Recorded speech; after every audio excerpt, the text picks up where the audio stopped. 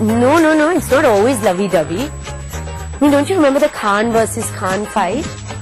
The SRK and Sallu Bhai war? I'm not saying anything, but everyone who's come and sat on the couch has had something to say about it. Really? They're civil, they're cordial, they love each other. There's nothing wrong. There was no problem on set. It was like one big happy family.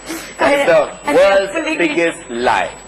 No one loves each other. They all hate each other. They want to tear their wings apart and they want to kill them, and they'll come across and say lovely things to each other, to each other's faces at various parties, but they hate each other. But I have lied about that. If you were stuck in an elevator with Salman Khan for hours, what would you do?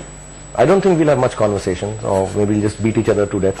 I don't know what we'll do. See, between the both of us, we'll have to stand on each other's shoulder to reach the roof. I mean, from my side, I was his friend. I used to take him like a kid brother.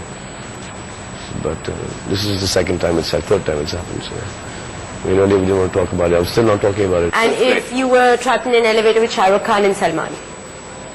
I don't want to be trapped in an elevator with the both of them, and I don't want to answer this question because even answering it is validating the presence of the situation. So I shall say, move on.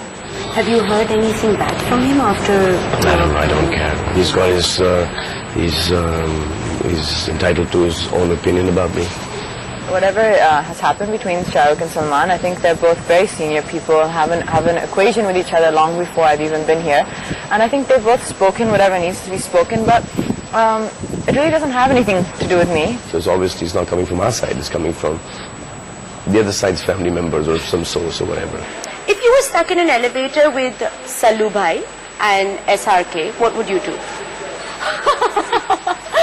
I would duck for cover.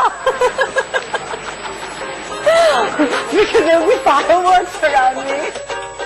Oh, I've got the winners of On the Couch Turns 1 competition. You go and announce them.